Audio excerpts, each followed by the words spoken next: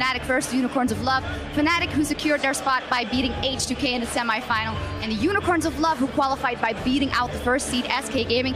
And I think when we take a look at this bracket, not a lot of people had expected it to go this way, Dentist. Not at all. Like, I didn't expect it. Unicorns of Love is a team coming from Challenger Series. They're all rookies. I mean, they're super young, they're super inexperienced, and now they're standing on the grand stage. It's the title that is on the line. They're in the finals of this year's LCS Spring Split. That is just amazing for those guys. Yeah, and Fnatic always finds a way to make it to the finals. Yellow Star carrying his team of rookies all the way here, and this is going to be an exciting match. Absolutely, and that brings us to today's Spring Finals, a best-of-5 match between Fnatic and the Unicorns of Love. And that is not all. Immediately following our coverage of the European LCS, we'll hand it over to our friends in North America, where Team Solo Mid and Cloud9 will square off in a 4th consecutive LCS final. Everything the same, another great final there in North America, and here it's all dangled up. Fnatic versus the Unicorns of Love. And with a seat at the mid-season invitational on the line today, we want to know what you think. Which EU LCS team do you think would best represent the region on the world stage, and why? Well, the thing is, if you listen to that crowd, it doesn't really matter who we send. Both are going to be cheered at like crazy. For me, it's hard to judge.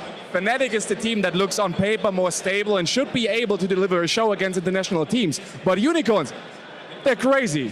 They have picks, they have cheese, they have Gouda, they have everything up for them, and they might be able to surprise some international high competition. You know a thing or two about that, Gouda. Oh yeah, I sure do. I have to give my vote to Unicorns. One, because I'm Gambit. We lost to Unicorns in the quarterfinals, so we lose to the eventual champions. We'd like to see what they can do at MSI. But also just their crazy picks, and they're so entertaining to watch. Who wouldn't want Unicorns at MSI? Yeah, and lucky us, we get to watch maybe 5 games of these teams versus each other. But be sure to tweet your answers, who you think would do good on the international stage at UOL Esports, and include the hashtag LCS, and we'll check out some of your responses later today. Now, the teams are about ready to take the stage in front of this amazing crowd, so let's meet our finalists.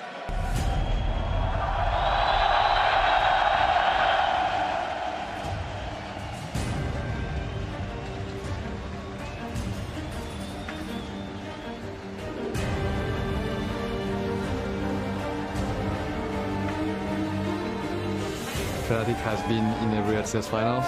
I hope that we are going to take our 4th title.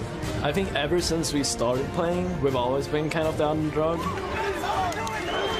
Coming from being like a challenger team and now being in the LCS and going to the finals, it's incredible. Fnatic are taking down the Unicorns of Love. No! A few more hits. What? Unicorn of Love is the only team that we've lost 2 games during the regular Spring Split. I am expecting a close series against MS1 final. Steelback has just gotten massive. Yeah, you're pretty fat here. I think we have stronger individual players. I think we're a really unique team with like high champion pool. Whoa. Shaco is locked in. We kind of know their playstyle, and we are really good at adapting. If we do good prepare, we can easily win. We want to be first place, to show that we're a really strong team and that we can compete with the best in EU.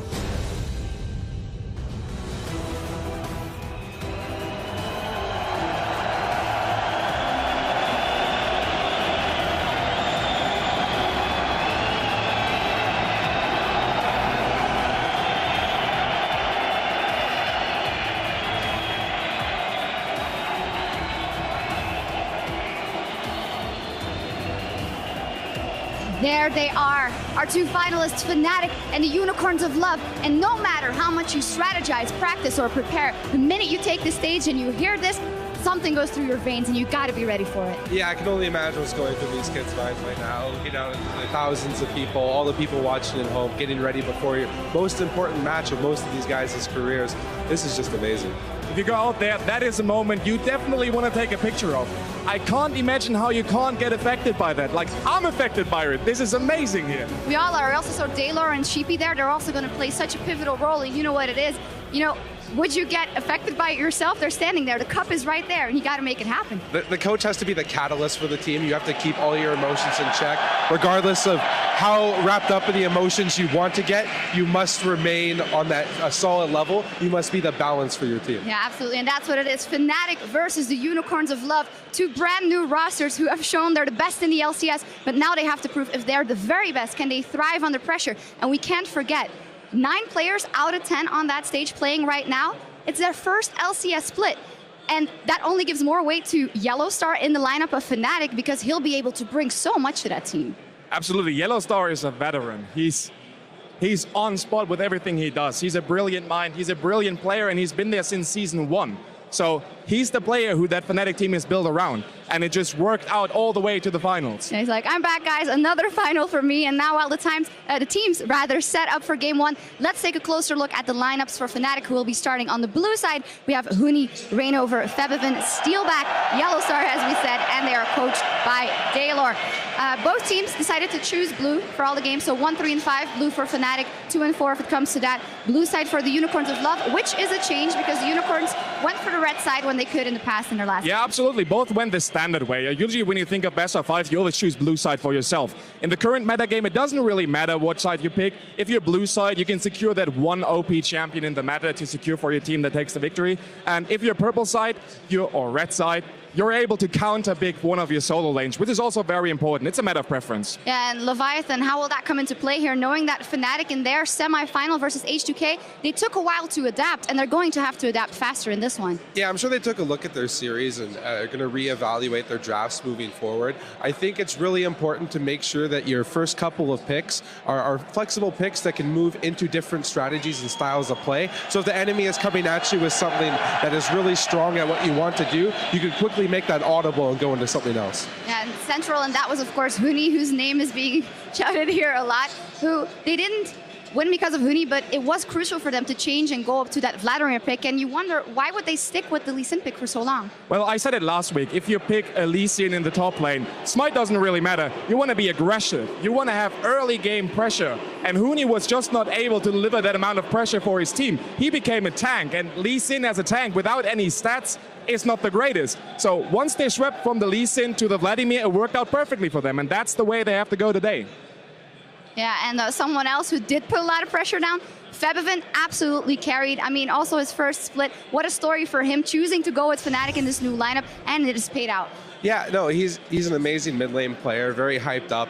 A lot of talk around the pro community about when he was going to turn 17, what team he was going to go to, how he was going to perform, and he's really stepped up this whole split and in the playoffs, carrying his team to the finals, and we'll have to see how well he does today. Yeah, key here is how they will do and how they will adapt. Let's take a look at the opponents for Fnatic. On the red side in game 1, we have the Unicorns of Love, Vizicachi, Kikis, Power of Evil, Vardak, Hillasan, and their coach, Sheepy. They adapted, we said it before, they adapted and picked some bans in their game versus you guys. And then they adapted in play style, which is maybe more impressive. They show that they are not one-dimensional and they can play someone else's game. Yeah, no, it's really amazing how the Unicorns of Love play. I was overhearing that, they don't really pinpoint their exact strategies going into the games. They kind of just go with the flow, see what they can see in the game, and, oh, we see an opportunity here to make a move, well, let's go. They all work together in the shot calling, and it's really awesome to see. I love watching the Unicorns of Love play. The most important and the most actually incredible thing about Unicorns, it's a bunch of friends. Those guys are 5 or 6 if you include their incredible coach Sheepy. They're 6 friends. They have no shot caller. Whoever feels comfortable makes the calls, and that is the reason for their crazy playstyle. They just, if they see an opportunity, they go for it. They will fight you wherever, whenever. Yeah, which could be their downfall in some occasions, so we'll see how those levels of aggression play out versus each other so crucial in this matchup. We touched on Febiven. We got to touch on his counterpart, Power of Evil for the Unicorns of Love. Also incredibly hyped, we got to be honest, coming into the season, but who's gone quite a different route, not going for those all-in assassins like the LeBlanc, like the Zed, but choosing those scaling scaling champions and playing around those. Yeah, no, Power of Evil is the focal point of the team. When Power of Evil is ahead and when Power of Evil is performing well, they generally win their games. I saw this statistic where in wins, Power of Evil generally does 35% of the damage for the team, but in losses, he's under 20%, which is very high and very low, considering where the rest of the mid laners sit. So when Power of Evil is on, his team is on, and he's shown that he's able to both play the Assassins and play those more supportive champions, late game scaling champions like Orianna. That's what surprised me the most. Power of Evil is a known assassin player, and if you put him on that assassin and he gets ahead, he's able to put all other 4 guys on his back and carry the game home. Last in the semis, he didn't pick assassins, and when he did, he fell behind, and he was actually the reason, or one of the reasons, why they lost the Pacific game on LeBlanc. On Kog'Maw and Orianna, he had incredible performances, so I really don't know what to expect today. I think the center point is here. We don't know what to expect, but we're going to see a lot of kills, bloody games, exciting games, and hopefully 5 of them. The teams are armed and ready on stage, so let's send it over to the casters for game 1. Thank you very much, Shocks and the analyst desk. We are about to get into game 1 here in the Spring Split Finals. I'm Quickshot. This is Deficio. It is a best of 5 that has the potential to go anywhere. And I think the analyst desk said it best. We don't know what the teams are going to bring. No, and this is the final. Every single fan at home who watches EU LCS were hoping for 2 teams. One of them completely new into the LCS. Another one, yes, Fnatic has been here as a brand, but there's 4 new players in the LCS as well as Yellowstar. We talk about it so often because it's such a crazy story. And looking at the 2 teams here, Unicorns of Love, while they've completely changed the play style in the late game or in the playoffs, we're going to have to see if they stick to it against Fnatic, who's so good in the mid game. Well, we will be finding out, Officio, because there's more than just a Spring Split title on the line today. Both of these teams are playing to secure those championship points. 90 for a win. First place, 70 for second. It will determine one of the 2015 Worlds Qualifier spots. Whoever has the highest amount of championship points will obviously go to Worlds. Winner of the Summer Split, as well as the winner of the regional qualifiers. And on top of all of that, the winner represents Europe at the mid-season invitational. That's the big one for me, because I really want to see what one of these 2 teams can do against the international competition. We didn't have a good showing at IEM, we didn't have a good showing at Worlds. We can show at MSI that these 2 teams here, they can bring something special. Well, I sincerely hope so. Because so do I. Europe has been a little bit dragged through the mud in recent international tournaments. We are about to get into the championship series for the Spring Split title. Deficio, I think we have to let the crowd speak for us. Yeah, that's very true, but are we finally going to see Morgana and Thresh being banned away and taken away from Hylissang?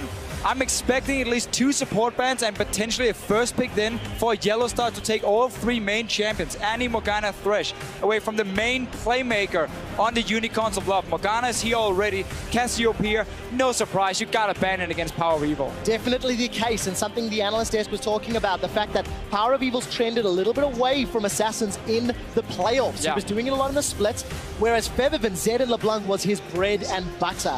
I do want to touch on this Cassio ban. It is the 20th time it's been banned against the Unicorns of Love. First pick Thresh. In 28 games, and as you've touched on, Deficio, you're expecting that support focus. Oh, for sure. First pick Thresh coming in for Fnatic and Yellowstar here. Otherwise, the 2 bans wouldn't make any sense from Fnatic. And the reason he wants this over the Annie is for the early roaming potential he likes to use on Thresh.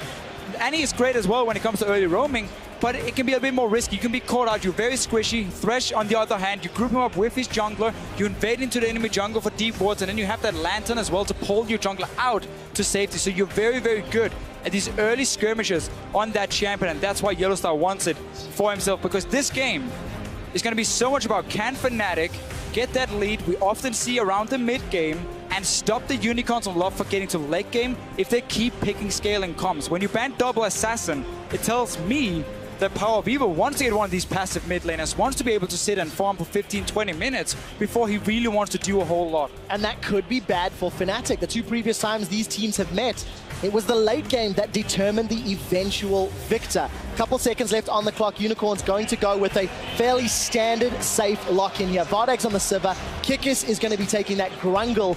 And I do want to touch on Huni. He trended towards the Vlad after the Lee Sin fell on its face. But Rumble is available. It was banned out in the semis. Was banned, yeah. But Rumble is open. Febiven showing his old main champion, Riven, in the mid lane, even where his name comes from. Now with 2 assassin banned away, there could potentially be a pick for him, but I think you want to see some more picks from the Unicorns first. I do notice how Varax, though, has not locked in Jinx. That was his main champion in the playoffs, or has been the main champion for him in the playoffs. But every single time he played it, it was paired with Thresh or Morgana, so you could chain CC, pull in a target or bind the target into trap, and then you execute them at level 6 with your ulti as the Jinx. Seeing as those supports are gone, he's swapping it over, safe for Lena and Sivir. Also a takeaway from Fnatic, obviously, who really likes to play Sivir a lot. Wow, big change, yeah, for Fnatic. We touched on Kalista extensively over the course of the last couple of weeks. 5.6, Kalista has difficulties taking down those tanks. And there's going to be Rek'Sai for reign over another early game jungler, which is something he also favors. It fits so well with the Thresh here. Again, this is the 2v2 roaming potential from Fnatic, where they're beefy, they can take the fights. That Lantern, you always got to respect it. Not only if you want to save your jungler, but also to pull in someone else into the fight and quickly turn it into a 3v2 situation for Fnatic. Kalista, yes, as you said, she has trouble killing the tanks late game. That's why you're not aiming to go late game. You are here because you are a fantastic laner as Kalista. Your mid game is brilliant as well. So you want to make sure that you can force fights. You can even throw in your support now to start the whole thing. Flay, Box, following from Yellowstar. There's so many ways for Fnatic just with that bot lane combo to start fights and also take these early skirmishes, which we know they love to do. And for the first time all year, Hylissang will be playing on the Braum. He's only played 4 champions to date and has not opted to the Leona. Vizicachi on Maokai has been incredibly successful in the bigger picture, but we'll need to see whether or not there's enough damage. Unicorns, I think they're lacking, especially if this game goes longer. We'll have to see what Power of Evil decides to lock in that mid lane. Well, the thing is, if you lack damage, you got to make up for it somehow. In this case, it's by being extremely tanky. So you have these long team fights where, as we mentioned, Kalista, she needs so many spears to take down a big tank. Sivir gets more damage in that way in terms of the late game. Kalista can still get close if she plays it really well. And then we're going to have to see. I expect a late game scaling champion for Power of Evil. So suddenly there is late game damage. And you have these long drawn out team fights where you can kite them around and you wait for one guy to miss position from Fnatic. You pull the trigger, you blow him up, you lock him down with the likes of a Maokai, with a Braum ulti, and that's how you win it. Is that locked in? I think that is. It is. Vladimir top lane for Huni. He's going to the champion that got Fnatic to the finals, and we will be seeing Kassadin in the mid lane. It is gaining popularity in recent weeks, and Febiven is undefeated on that champion thus far this year. I've got to see Kassadin a few times yesterday. We've seen it in China quite a lot, where the whole new Kassadin started with their themes. We can talk more about that in the game itself. Fnatic, though, I mean, honestly, it's fairly standard. The only thing they don't have now, which we normally see, is a whole lot of engage, because they like to run champions like Hecarim for Huni, but that's obviously been banned away. Then they would normally pick an Annie for Yellowstar, but they prefer to Thresh over it. There are still options to start fights, but it's going to be more about having the vision control, spotting Unicorns of Love out of position, or if they go too aggressive, and then you turn it around. Ladies and gentlemen, get Leviathan in the house. The Frozen Heart versus first Gouda is what he was touching on. Is it going to be the same? It will not be the same, Trevor. And why not? That was a top lane Varus. This one here. So, I looked at Power of Evil and his solo queue. He had one Varus game. I was a bit surprised. Why is this man playing Varus in the mid lane? So I started to look towards what Varus can do. And he fits in with these long-range poke champions that he likes to play. What do you want to do? Here's what I'm expecting, at least from him, is you aim for early Brutalizer, get cooldown reduction boots, so you get about 40% cooldown reduction in the end. That means your cooldown on Q, because now when you charge the Q, the cooldown starts already, not when you fire it. That was one of the changes to him. So the cooldown drops down really, really low. It's like 1 or 2 seconds at rank 5. And then you just max out armor penetration, Brutalizer, Last Whisper. Then you add in a BF Sword later. And your poke damage in the mid game is insane. It is so, so high. And you have such a low cooldown that you can keep firing away. And because Fnatic is not running this hard engage composition, they gotta throw in the Thresh to really start the fights, or maybe the Kassadin slowing people, and then a tunnel from Rek'Sai. This pick might work in just sitting back and poke away. If anybody was going to make it work, it is going to be the Unicorns of Love for the last time in the spring split. Hit us up on Twitter at LOL Esports. Listen to the crowd and pick who you feel will win. Hashtag FNC win, hashtag UOL win. We are on to Summoner's Rift for the Spring Split Finals. And there is a Varus mid lane. Yeah, if there's one team to pull that out in the final, in front of so many people here in Spain, it's Unicorns of Love. Flask start for Power of Evil, running Ghost like he likes to do, and these immobile carries. Can't believe I just said that. I'm not even a Varus in this sense. But it's also it's a good lane matchup. I mean, Cassidy is not going to be able to do a whole lot against him. He's going to be able to push him down to his own tower, poke him away, maybe even force him back. We see Clough start from Fibiven. Obviously respecting the damage that's going to come from Power of Evil. We have seen some AP Varus in solo queue from time to time. This is not the case. No, I'm not going to believe that. This is armor penetration. I'm going to shoot you in the face, and if you don't engage on me, you're going to have to go back to base, and I'll take your tower. Well, Deficio, I want to touch on two things we mentioned in Picks and Bans. Fnatic have got two scaling solo laners in Vlad and Kassadin. And as we've already mentioned, it was the late game that cost them the 0-2 during this regular split. And on the side of Unicorns, they are severely lacking that AP damage. There is a small amount that comes in, but you have to feel it could be lacking if enough armor is picked up. Oh, I agree 100%. Fnatic, with them stacking armor, we know Hourglass is coming in for both Vladimir and Kassadin. That is very normal in their build path. I mean, what we have seen from Kassadin's lately is Rod of Ages, then you get a Codex, then you get your Hourglass. You might even get it earlier in this situation because of all the physical damage for Unicorn. So there's two solo laners who will always stack armor in the first place. Rek'Sai is going to do the same. So yes, Unicorns will lag behind in damage. They're suddenly the ones who's looking to snowball and mid-game lead. Once you start hitting that armor penetration spike in the mid-game from Varus, get the Brutalizer, maybe even the Last Whisper, then you're going to see them start grouping, and Kassadin offers zero proper wave clear to stop them. And that's what Unicorns are going to look for. Especially if you look at the rest of the Fnatic roster, there's not a lot of wave clear at all. If Unicorns can use that Maokai, Gragas, Sivir combo to engage and disengage where appropriate, they could get that lead they're looking for. So we've been following this Varus mid lane. There was a lane swap that was initiated by the Unicorns of Love, and it will give Steelback and Yellowstar some free time in the bottom lane. Huni currently holding Reignover's hands. Let's have a look at the rest of the map. Yeah, Sivir is going to freeze the top wave here for Unicorns of Love while we have a push from Steelback and Yellowstar in the bottom side. Vizicachi has read this pretty well. He's already here, didn't have to use teleport or anything. If he just places his ward in the tri-bush up here behind him like he's doing right now, okay, he just throws the sapling. That works too. You need something that just gives you some sort of vision if you're about to get tower doped, and then you can always back away. You still have that teleport, so he's going to get a lot of XP and farm in this one. Vladimir, he struggles in the lane swap. He's not strong in the early levels. Now he's been spotted by the sapling. Level 1. Chachi has to back away from this one. He's not backed away just yet. That's a 4-man Fnatic. They're coming in for potentially the first kill of the finals. Yellowstar taking up the turret, but there's the damage. It's going to be first blood that goes to Reignover. Fnatic are on the board. Chachi, Chachi, Chachi. You put the sapling, you saw the Vladimir, so you know the jungler is coming as well.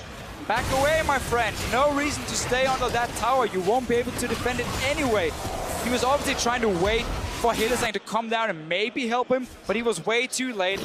Unicorns of Love now behind in gold already, just by having Vizicachi being a little bit too greedy under that tower. It does look like the tower's going to get secured as well, Deficio. So first blood and first tower. Fnatic starting off this best of 5 exactly as they would have hoped. Now they can go for Dragon as well. Kicking is on the top side. Only 2 members here from Unicorns of Love on the bottom lane. Obviously no summoners being blown from Chachi doing the dive beforehand. But Fnatic, okay, they're going to play it safe instead and just stay around. But what they're doing as well is because they're pushing the bottom wave and the enemy top lane is showing him, you got to go down and try and force him away so you just sit and get free farm and free XP. Also, you try to break the lane swap very early, so you get that Vladimir in the one-on-one lane. He wants to be against the Maokai as long as possible. He cannot really farm the jungle properly. He cannot really sit in a 1v2. So by taking this early tower, you can now swap to topside with Steelback and Yellowstar and give Huni the lane he needs. We'll see how Huni can play this one out.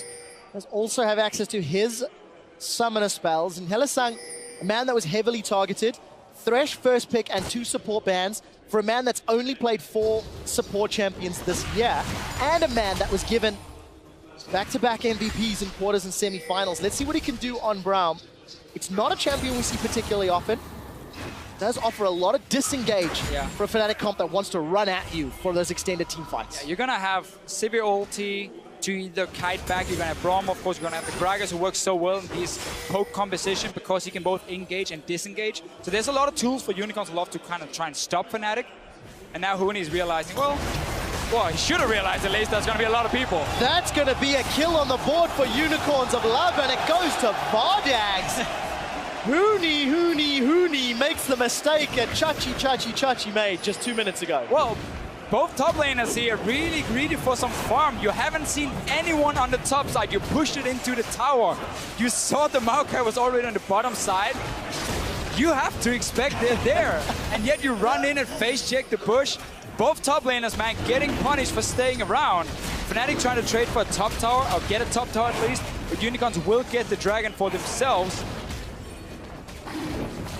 Stop that timer, Deficio.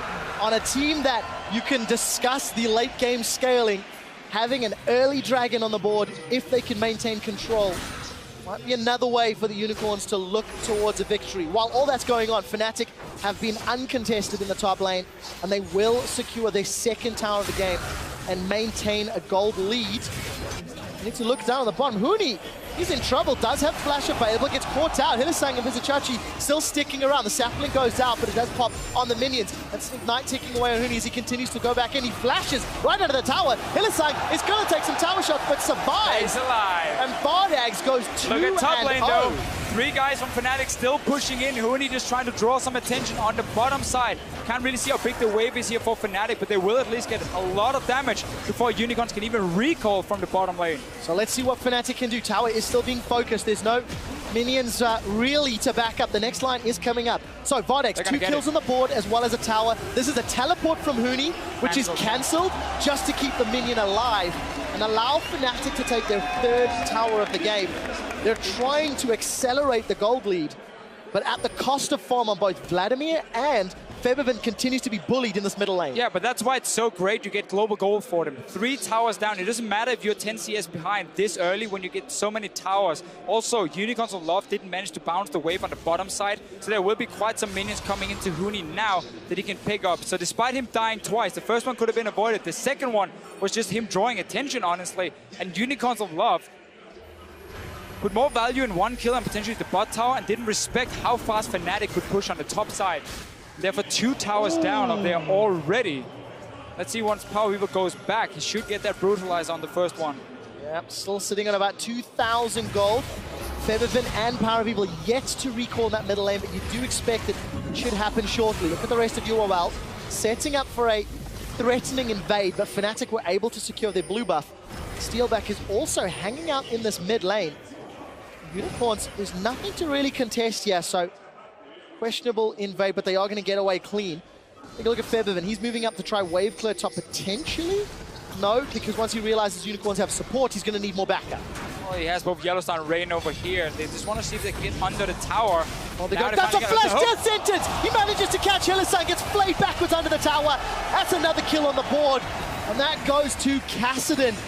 Being played by Febiven, defending that top lane tower. Unicorns, they had been toying with fire for a while. There was nothing to contest. They end up getting punished for sticking around top. Beautiful, beautiful setup from Yellowstone. I don't think there was any vision on him when he flashed in, and Hillisang didn't have a flash himself. But look at the mid lane. It's not their brutalizer first. That's going to come later than for Power Weaver. Manamune coming in as the first item, so looking to stack that one up. It's very important for him that he got that instantly and not the tier first, because that stacks way too slow on Virus. You don't really have a lot of spells you're spamming. You need those auto attacks to count as well. But this is going to slow down his power spike quite a lot. Now he's obviously going to wait till that one is fully stacked. It's not going to go very, very fast for him before he starts going towards these armor penetration items as well. I don't really agree with this from him, simply because we know how Fnatic is going to stack armor, and we know how a Kassadin and Vladimir can do late game against you. So this is a bit risky, but obviously Unicorns a lot of feeling that with double tank, even a tanky support, they might be able to kite the teamfight's late game anyway, and they can therefore delay the Virus spike. So much pressure on Hillisang to get all of those stuns down to multiple targets. With 280 carries, the Braum passive becomes exceptionally more valuable, assuming Power of Evil and Vardags just don't get insta-gibbed by Kassadin Vladimir, so many questions to answer. 10 minutes on the clock. Fnatic 1,500 gold up. There are 2 towers in the lead. Some big items completed. Rod of Ages starting to stack for Febiven. Those early towers and the kill, as you highlighted, Officio. Starting the stacking. Nice and early for him. Very early on, Unicorns of Love. We're 10 minutes in. Now looking at the side lanes, you see a Cassidy and a Vladimir. So they say, okay, there's no real way for Fnatic to stop us in the mid lane at the moment. We just quickly group up, we push it in. We had blue buff on the Varus, and for Power Weaver right now, rank 4 on his queue already. And something that Unicorns have just demonstrated is how strong Unicorns can, their team comp can be in a sieging situation. With all of the ultimates from Sivir, from Braum, from Gragas for a defensive peel, and the lack of initiation from Fnatic, I feel the only way for Unicorns to get punished when sieging a tower is from the flanks. It is. It is for sure. So proper warding for them should stop it, seeing as a Rek'Sai is not exactly a sneaky champion. Yet a few walls you can jump over with your tunnel, but proper warding near the enemy jungle should do the trick for Unicorns of Love. That really is going to make these late game teamfights so tricky. Because if Fnatic can never really get the engage and just end up being poked away, the way Unicorns of Love likes to play this is not necessarily going for kills for Power People, it's just poking someone so he goes back to base, and that opens up an objective later on in the game, like a tower, like a dragon, and that's how they slowly play it. So if they just stay far enough back, Fnatic should technically never get the opening unless they throw in Yellow Star, he flashes in potentially, Flay Box, and then maybe you can start the fight and get onto one of these squishies in the back line. Well, we'll find out if Fnatic can make that happen. Every single time Power of Evil charges up that piercing arrow and throws it out, the crowd is cheering, much like Nidalee days of old is what it's reminding me of. Remember, first dragon was secured just after 6 minutes after Unicorn successfully dived Huni. They've set themselves up for dragon number 2. This does not look like it will be contested at all. And at 12 minutes, Unicorns starting to show how their team comp can control objectives. They did it on the mid lane tower, and they're doing it on their secondary dragon. Good start for them. Normally not a team who puts a whole lot of focus on dragons. They often value the towers over them. Seeing as they are a bit stronger at the moment and had control around it, why not just go and grab a free one? I mean, 12 minutes in, the 5th dragon thing is always going to matter. Cassidy does take a bit of time to scale up himself. Vladimir, we know the story, and this is an ult on the Yellow Star. Chain of Corruption connects, but we do see Fate's Call saving Yellow Star, trading ultimates.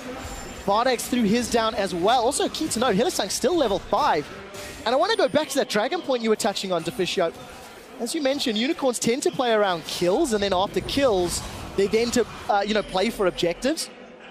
And this is a team comp that's not really set up to do the same sort of thing. Find out if Febiven can get away. A brilliant lantern from Yellow Star. Death Sentence gets shielded away by Vardex. This is a double TP. Chachi and Huni are going in. Yellow Star and Febiven are trying to race forward. There we see the team fight going on. Vardex in the background. Hebo Plague is on. It's not going to be enough to kill him. Fnatic are in full retreat. We do see Rek'Sai and Steelback coming along from the side lane. Rainover doesn't manage to get too many people knocked up. Steelback still not auto-attacking. It's Unicorns of Love. They get the kill on the board. And now Hylissang throws down the Glacial Fissure. Knocks up and slows all of Fnatic. They've traded 1 for 1 as the team fight continues to break out. Unicorns unable to stick to Fnatic, but Fnatic not enough damage to get onto the Unicorns, and let's see what they can do. Sapling to try get that slowdown. Huni's looking for more. Can he get Chachi? Spell Shield blocks that Blood Tide, whatever the E is called. And it ends up being a 1 for 1 in extended team fights. Official, what do you think of how these teams played it? Well, we got to see what Unicorns of Love want to do when the fight started. Everyone was kiting back away from Fnatic once they came in from the flank here, and they did get the first kill. Then just figured they could go for a little bit more and didn't realize how Fnatic was still fairly tanking. I think Yellow Star also connected quite a good hook for himself to secure at least a 1 for 1. But we get to see how both teams want to play. Fnatic coming in from different kind of flanks to try and get the engage. Hylissang and Rainover finding each other at a red buff. No real support for either, though. Deficio, while that fight was going on, it was that little stat that popped up. The last time these teams played in week 8, it was 64 kills in 35 minutes. It was the bloodiest game of the spring split. Averaged 1.7 kills a minute. We're on a much slower pace today. Yeah, these teams got to step up, man. Go kill each other.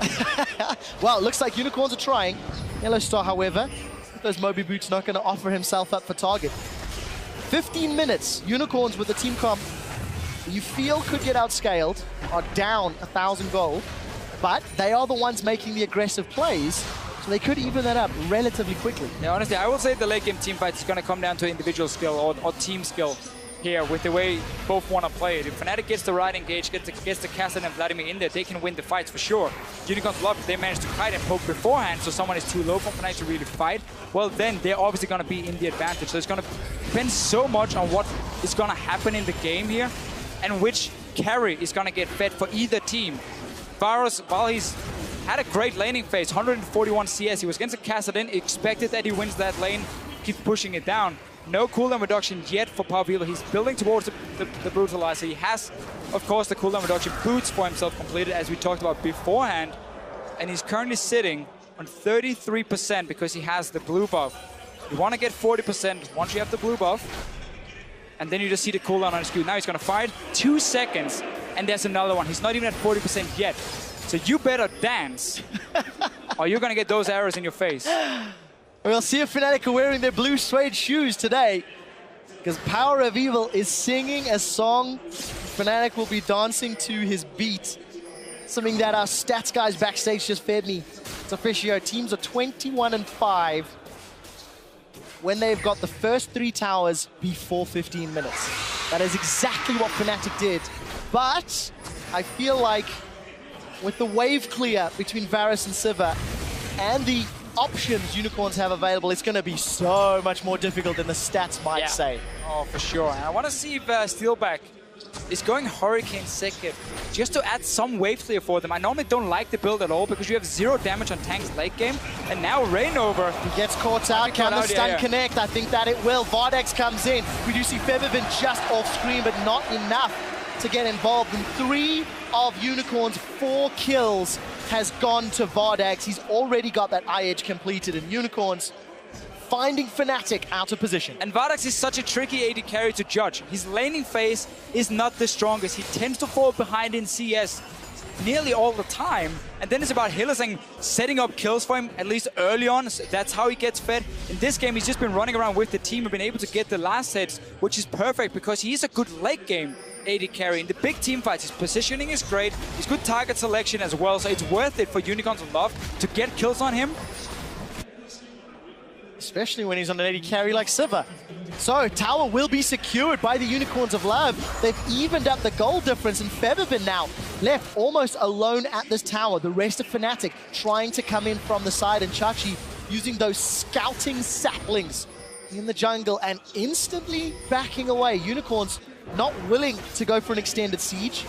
Don't worry about the mid lane. Flanks. Yeah, so they were going for this top lane tower, despite not really having any control of the other waves. Look at the bottom lane. That wave is going to push into the tower. Mid lane here was already being pushed by Steelback. So they quickly realized, oh, we cannot push this tower in time before we lose something elsewhere. We have to back away and try and at least save some of the situation. Because Dragon is alive as well. And they want to go for these now when you have 2 this early on. You've got to aim for 5 dragons. That's why they recalled, gave up a mid tower, but at least they can contest this one. We'll find out what they can do. Do have some vision, but not the greatest to work with at the moment. And of course, for Unicorns, they have actually just waltzed straight into the pit. Nearly no hesitation. Teleport is available for Huni if he wants to come in. There's a Let's see where the wards are. If he TP's there, they can get the flank. Here we go. This is the flank they're looking for. Hylissang is peeling straight back into Huni. That's an instant Sanguine pull. Where's the Glacial Fissure? That's a flash forward from Hylissang. Throws down the Fissure. Now Fnatic trying to peel away. Power of Evil. He's just throwing out a piercing arrow, but I don't know if it's enough. Vardex threw down on the Hunt. It's already timed out. Yellowstar lobbed onto the Unicorn's backline. That's a double kill for Huni as he continues to run forward. A flash play on the top of your screen, and Steelback is looking for Power of Evil. It's AD carry on AD carry, but it's not the one you'd expect. Power of Evil's throwing out those piercing arrows, and the minions help him out. They end up trading a kill backwards and forwards. It's not over yet. He's aiming for the Cassidy. Are looking for Power of Evil. The hail of arrows doesn't connect, and Huni grabs his 3rd. 1 for 3. There's Rainover. He gets another, and Fnatic are going to chase down Kikis. There's a teleport in from Chachi. He throws up the sapling. He's looking for Huni. Sanguine pulls away to safety. Lanterns to the tri-bush. Visit Chachi uses the TP to try and get more. They end up trading what I believe was a 1 for 3, 1 for 4. Definitely a 1-5 for Fnatic. TP came in at first. It looked bad with Huni coming in on his own because the rest of Fnatic were not ready to join. So with him pulling, getting out at first, at least bought enough time for Rainover and Febren to come around the sides and win the fight. We get to see what happens in a straight-up 5-on-5 team fight where Fnatic can get onto the carries. They are the stronger ones. Unicorns of Love didn't manage to land any poke beforehand and simply got caught in a bad spot around the river. The Dragon is still alive, by the way. Deficio, 12 kills on the board at 20 minutes. Teams know the Dragon's still up, so they're just going to reposition and let's do the dance again. There's no piercing flash arrow, TP now. And those hail of arrows coming out from Power He's got a little bit of poke, but he needs more. Movement speed buff from the Crab is allowing him to peel backwards. But look, nobody's continuing to focus. Febiven trying to look for a flanking opportunity, and the rest of Unicorns, they're on Dragon. And once again, Fnatic has already set up the side lanes. Top lane's in position. Huni, though, is very, very low. Fnatic might have to give this one up, but then again, Unicorns are tanking the Dragon, so everyone taking some poke. Here's Febiven. Febiven goes in. He does get that null sphere out. They're trying to turn. The Chain of Corruption doesn't connect. It's the most missed skill shot in the game. Dragon number 3 goes to Unicorns, and they instantly peel away. And Fnatic ping on the map, dance. What can they get from it? No TP for Huni to go top lane. Unicorns trying to play for the 5 Dragon objective. Fnatic can at least try and get a few wards in the jungle of Unicorns of Love here on the top side because they know someone is going back to defend the minions. There's still 5 guys together. That's what they're aiming for here. We'll also get a pink ward. Still fairly low, at least Rainover from all the poke. That's how Unicorns of Love want to set them up instead. Now, early Baron. Fnatic likes to do this. They place a ping ward and they expect you not to have any vision. There was a ward outside though. Unicorns are on their way. Let's see what they can do. Kikis does not have flash available. Piercing arrow goes out. Rainover go in. and Huni are going low. Illisai got Glacial Fissure. Baron is going down. Who gets the kill? Kikis! It goes to Kikis! The Unicorns of Love prove that they are magical. They claw back the deficit. And with Baron Golden kills, they are now once again in the lead. They have done their homework here. Fnatic will always try and go for an early Baron if they think you're back in base. They had a ward outside. You can still see the pink on the map, so they went in. And Kikis, Power of Evil did it in the semi-final. Kikis, he's doing it in the final. And this is such a huge boost for Unicorns of Love. Wave clear and all of the stats. Let's see what they can get. Everybody Fnatic will be up in 5 seconds. Minions slowly being killed away. Unicorns of Love are going to take their second tower. Here comes Rainover. He's managed to get into the back line, but there's no real support. And then throw out the Praise Seek, and ends up just being a dissuasion technique. Unicorns were in full retreat. And Rek'Sai, played by Rainover, ensured they got out. Baron buff recalls and the Unicorns have exposed the base. And Fnatic, they keep having these side lanes pushing for them. Let's talk about that after. Baron started, the ward spotted them, so Unicorns will be here to fight. Kikis at first, throws in his ulti, and then he just body slams over, smites on 572 HP, gets it. They win the fight because Fnatic is already low and stuck in a Baron pit. Once we come out here, let's see if Fnatic could get anything. Because they had the bottom lane pushing, it looks like we might get another fight. We'll find out. We do see Fate's Call just to keep Yellowstar alive. Chain of Corruption catches onto Huni. He's forced to Sanguine Pool. Hourglass is available. We will pop it down here. Delay just a little bit of time. He won't be able to get to the Lantern as Unicorns get another kill. It goes to Vardax. Chachi's looking for more. Righteous Glory's not available. Here comes Hillisang. He's going to hop over. That's a flash forward. Does manage to get that. Concussor blows down. We do see Steelback is rooted. Piercing arrow from downtown.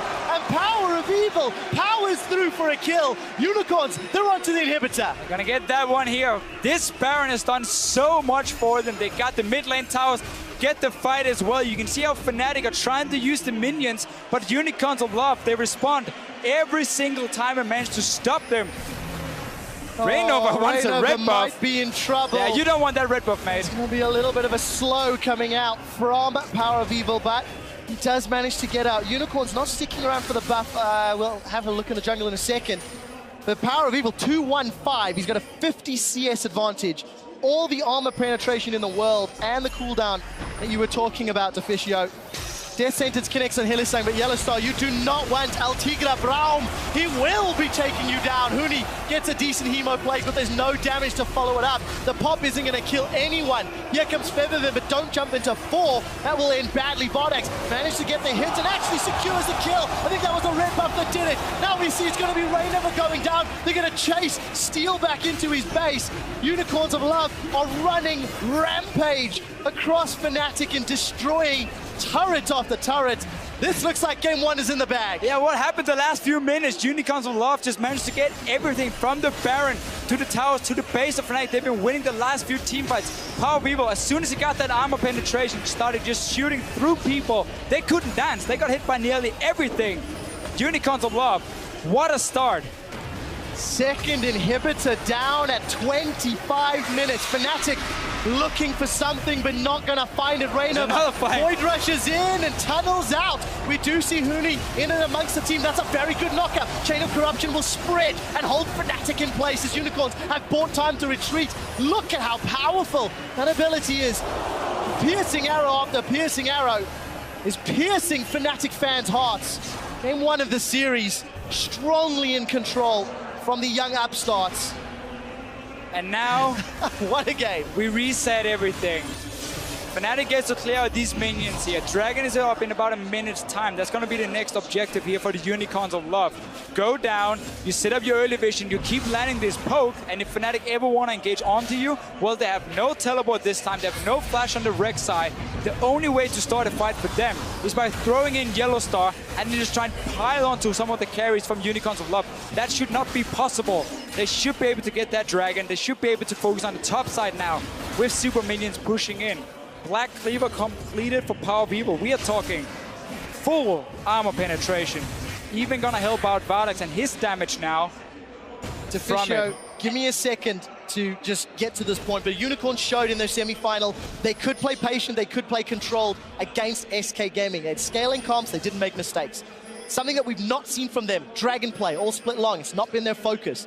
In this series, they've got that Dragon nearly on spawn, and one of the stats guys were helping us figure out is how long Dragons tend to stay alive over an entire game, and Unicorns were the 3rd longest. They left those Dragons standing because their focus was elsewhere. What a great evolution from semi-finals to finals in their gameplay and their decision-making.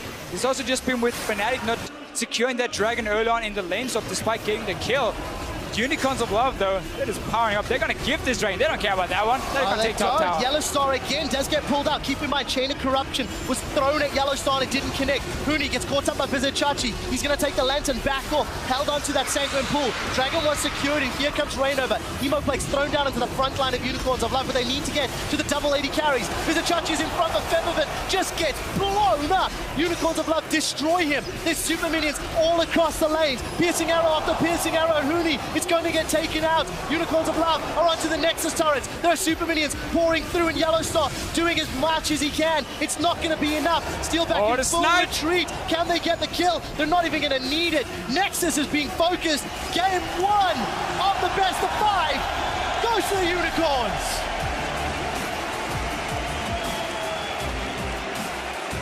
And that was using a Varus in the mid lane for the first game.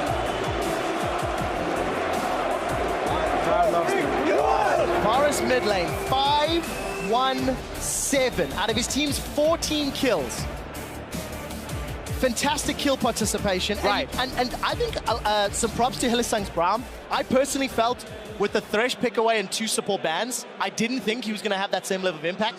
It wasn't entirely about him, but he was in the right place. His ultimates were good. And you consistently saw him playing on that front line. Yeah, he did a good job despite having 2 support bans and 1 even picked away from him. But this Varus pick, I love it so much. The way he started the game by going man immune because he had enough gold to complete it, to fully complete it when he went back to base the first time, not just the tier, because that would have been pretty bad for him, meant that yes, he was a little bit slower, But then once he got the brutalizer, once he got the cooldown reduction, we just saw Unicorns of Love start going for these fights here, land the poke first. They lost the one at Dragon, but then turned it around at Baron a few minutes later. And that was just the turning point here. Suddenly Fnatic fell way too far behind for Vladimir and Kassadin to ever scale up into late game. And Unicorns just started running over them. And the scary thing is he can do exactly the same thing with Kog'Maw. This is the Even AD version. better. This is the AD version of what he did with AP Kog'Maw in the mid lane. If we look at the damage graphs, more than double the damage of anyone on Fnatic.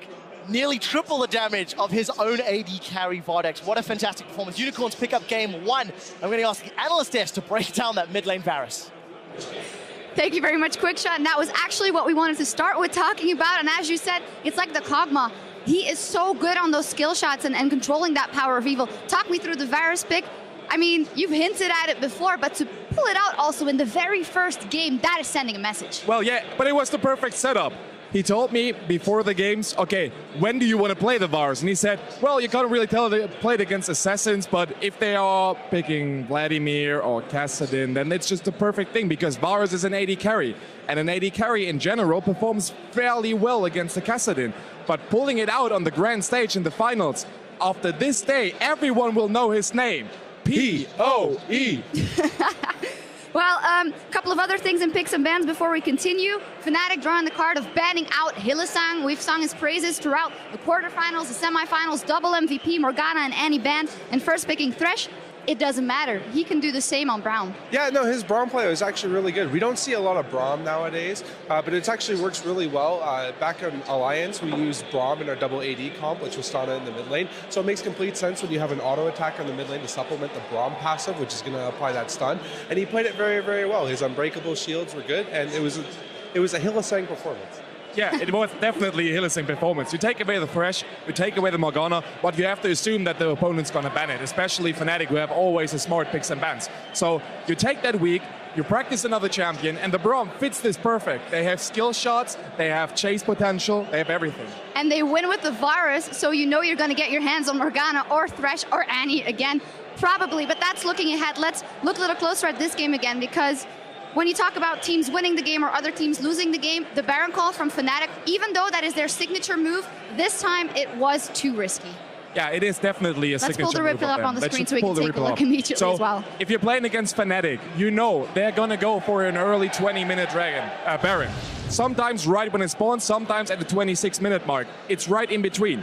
Unicorns just secure the Dragon, and we can play the replay right now. Fnatic is grouped up in the pit, so it's perfect for the Varus to just poke them down. And don't forget,